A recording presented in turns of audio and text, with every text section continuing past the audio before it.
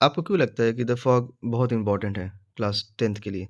क्योंकि ये पोएम ऐसी पोएम है जो आज के व्यस्त जीवन में प्रकृति की छोटी-छोटी घटनाओं पर ध्यान देने के लिए बनाई गई है और ये कविता हमें प्रकृति से जुड़ने का संदेश देती है। The fog by Carl Sandburg, जिनका जन्म यूएसए में 1878 को हुआ था। ये फेमस अमेरिकन पोएट है और राइटर है। ये जो जाने जाते हैं अपने सिंपल मॉडर्न पोएट्रिक स्टाइल के लिए। इन्होंने बहुत सारे नेचर और सिटी लाइफ पर पोएम्स लिखी हैं। इन्हें 3 पुलित्ज़र प्राइज़ अवार्ड भी मिले हैं और ये अपनी फ्री वर्स पोएट्री के लिए जाने जाते हैं। फॉग बहुत ही छोटी-सी एक सिंबॉलिक पोएम है, जो कि लिखी गई थी आस-पास हमारे जो भी चीज़ें हो रही हैं इस भाग-दौड़ की ज़िंदगी में, हमें अपने आस-पास के लोगों को और उनकी चीज़ों को और अपने एटमॉस्फियर को भी ध्यान देने की ज़रूरत है। इनकी डेथ हुई थी 1967 में। चैप्टर की मेजर थीम है the mysterious and silent arrival of nature compared with cat. Short summary की अगर बात करें, तो इस शॉर्ट समरी में दिखाया जाता है कि हमें किस तरीके से चीज़ों को ऑब्ज़र्व करना है। पोएम डिस्क्राइब करती है how fog comes silently into city and harbour. Poet compares fog to a cat, जो कि बहुत ही धीरे-धीरे आती है, sits quietly on its haunches and then move away. The poem highlights the quiet and sudden movement of a fog. It uses simple language and strong imagery to create a clear picture. अभी जब हम इसकी बात करें तो यहाँ fog का compare बिल्ली की तरह होता है। जिस तरीके से बिल्ली चुपचाप आती है और चली जाती है, उसी तरीके से फॉग चुपचाप आता है, शहर के ऊपर बैठ जाता है और धीरे से चला जाता है। और काफ़ी सिंपल लैंग्वेज और स्ट्रॉन्ग इमेजरी का यूज़ करते हुए नेचर को रिप्रेज़ेंट किया गया है। इम्पोर्टेंट थीम की अगर बात करें, तो यहाँ पर नेचर की mystery, silence and softness, comparison with animals और ब्यूटी ऑफ नेचुरल फिनोमिना को रिप्रेजेंट किया गया है। इम्पोर्टेंट की पॉइंट्स की अगर बात करें, तो यहाँ पर ये जो पोएम है, ये 6 लाइनों में है, जिसमें फॉग का कंपेयर कैट से किया गया है, जो कि का जो कि काफ़ी साइलेंटली और स्मूथली ही मूव कर रही है। मतलब इट्स लाइक कि किसी को कोई डिस्टर्बेंस नहीं है। अगर आप उसे फ़ील कर पा रहे हो, देख पा रहे हो, then it's good, otherwise you can't. Written in a free verse, और इस पोएम को फ्री वर्स में लिखा गया है। So it's all about up to you that how you are going to see it. Next, poem में imagery और metaphor का यूज़ हुआ है। इंपॉर्टेंट कैरेक्टर की बात करें, तो इसमें फॉग मेन सब्जेक्ट है, सिंबल ऑफ नेचर है और कैट का यूज़ एज अ कंपेरिजन के लिए किया गया है। पोएटिक डिवाइसेस जो यूज़ हुए इसमें, that the list is here. First is metaphor, second personification, third is imagery, next is free verse and the last is alliteration. Metaphor की बात करें, तो यहाँ पर वो लाइनें दी गई हैं, the fog comes on little cat feet. Personification में it sits looking over harbour and city. Third, imagery में on silent haunches. Free verse, free verse का मतलब क्या होगा कि वहाँ पर कोई भी राइमिंग वर्ड नहीं है। This poem is all about without rhyming word, no rhyming word. Next is alliteration, sits and silent. Next की अगर बात करें, 2019 का क्वेश्चन पूछा गया है, how does poet describe the fog. तो यहाँ पर the poet describe the fog as coming silently like a cat. It moves softly and sits quietly over the harbor and city before moving away। अब यहाँ पर कवि ने fog को compare किया है कैट के साथ, जो काफ़ी शांति से आती है और बिना किसी को डिस्टर्ब किए चली जाती है। 2020 का सवाल है, why is fog compared with a cat, to a cat. तो यहाँ पे fog is compared to a cat because both moves silently and softly. The comparison highlight the smooth and mysterious nature of fog. अब क्योंकि बिल्ली भी कोहरे की तरह धीरे-धीरे और बिना आवाज़ के आती है और उसकी ये शांत प्रकृति को दर्शाता है। 2021 में सवाल पूछा गया है, what is the central idea of the poem, मतलब ये पोएम एक्चुअली में क्या कहना चाहती है? तो ये पोएम शो करती है quiet and mysterious arrival of fog की। It highlights nature's beauty through a simple comparison. अब इस क्वेश्चन को देखिए, तो यहाँ पर जो पोएम है उसका सेंट्रल आइडिया है कि प्रकृति की शांत और रहस्यमयी सुंदरता को दर्शाना।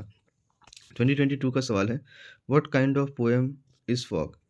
तो फॉग एक फ्री वर्स पोएम है जो किसी भी तरीके की राइमिंग वर्ड को यूज़ किए बिना सिंपल इमेजरी के साथ पोएम को कंप्लीट करती है। 2023 का सवाल है, what message does the poem convey. तो ये पोएम कन्वे करती है नेचर के बारे में, जैसे nature quietly moves quietly and beautifully, it emphasize observation of simple natural event. ये पोएम कन्वे करती है कि जिस तरीके से पोएम बहुत ही साइलेंटली मूव कर जाती है, हमें उसी तरीके से नेचर की छोटी-छोटी घटनाओं को ध्यान से देखने की और समझने की ज़रूरत है। 2024 का सवाल है, explain the metaphor used in the poem. So the fog is metaphorically described as a cat. This comparison show its silence and graceful movement.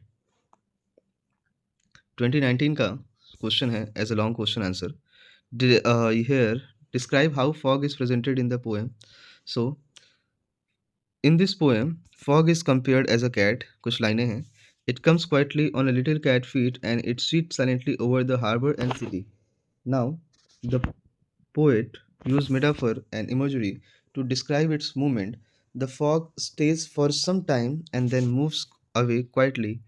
The poem shows nature's silence and mysterious beauty. क्योंकि इस poem में आप देखेंगे fog का compare cat से किया गया है।